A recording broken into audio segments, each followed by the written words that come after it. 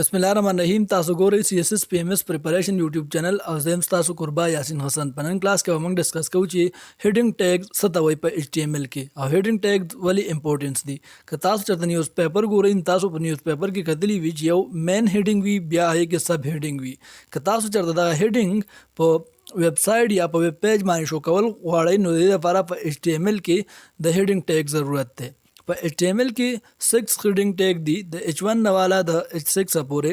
H1 چې کوم دی دا مین ټیګ دی او د فونټ سایز میکسیمم وي کوم چې H6 دی د فونټ سایز کم وي او دا لیست امپورټنت ټیګز دی هیډینګ ټیګ چې موږ کله په یو ویب پیج یا په یو براوزر باندې موږ کله شو کوو نو هغه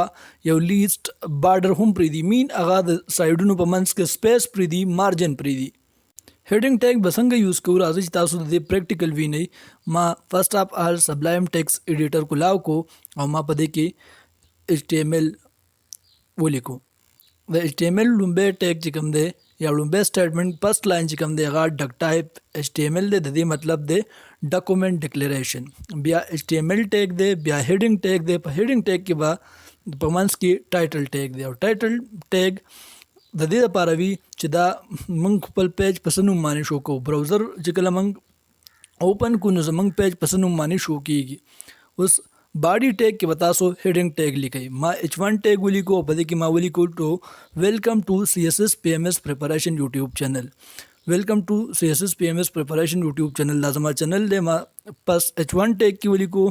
بیا مې دا واپس کاپی کو په H2 ټیګ کې مې ولیکو H3 او H6 پورې مې ولیکو اوس تاسو ته په براوزر باندې دا شو کوم چې آیا زما دا ټیګز چې کوم ما ولیکل دا هیډینګ ټیګز آیا دا ورک کوي که نه کوي تاسو ته اوس ښکاري زما په براوزر باندې چې دا ټول هیډینګ ټیګ کوم چې ما لیکلي هغه ټول شو شول بالکل 100% ورکینګ کوي که تاسو H1 ټیګ ته وګورئ نو دغه هیډینګ کوم چې ما لیکلی ویلکم ټو CSS PMS preparation YouTube channel د دې سایز د ټول نه سیوا دی ولی دا H1 ټیګ کې ما لیکلی او د H1 ټیګ سایز د ټول نه سیوا وي ولی چې د فونټ سټایل یا فونټ سایز چې کوم دی هغه میکسیمم دی د دې نه علاوه کوم چې 6 ټیګ دی H6 دغه فونټ سایز کم وي نو دغه د دې وجې دغه د ټول نه سایز کم دی او که تاسو د پیج ته وګورئ نو دا د دوانو سایډ نه لګ سپیس هم پرې دی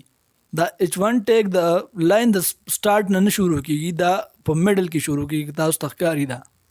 دا هیډینګ ټیګ ما په باډي کې ولی لیکلی د دې وجه دا ده چې موږ کم کنټینټ په خپل پیج باندې شو کول غواړو نو هغه موږ په باډي کې لیکو د دې وجه دا ما په باډیز کې لیکلی دي ما په هیډینګ ټیګ کې BR ټیګ نه استعمال کړی او بیا هم H1 چې کوم هیډینګ دی هغې نه بعد H2 په سیکنډ لاین راغلی د دې وجه دا ده چې کوم هیډینګ ټیګ دی دا بای ډیفالټ یو لاین پرې دی که تاسو چرته د هیډینګ ټیګ کلر چینج کول غواړئ نو تاسو بالکل په اسانۍ سره د هیډینګ ټیګ کلر هم چینج کولی شئ جست تاسو ټایپ کلر ولیکئ یا بیک ګراوند کلر ولیکئ تاسو د هغې کلر په اسانۍ سره چینج کولی شئ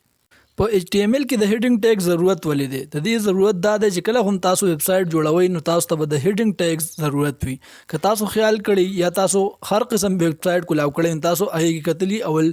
یو مین هیډینګ وي بیا د هغې کې سب هیډینګ وي نو دا هیډینګ کریټ کولو دپاره تاسو ته به د HTML د هیډ ټیګ ضرورت وي چې کله تاسو پروګرام کمپلیټ کړئ نو د دې سیو کول ضروری دي ادروایز دا ورک نه کوي تاسو هغه پروګرام له نوم ورکئ او هغې سره ډاټ HTML ایکسټینشن ولګوئ بیا به دا ضرور ورک کوي سو thank you for watching please subscribe the CSS PMS preparation YouTube channel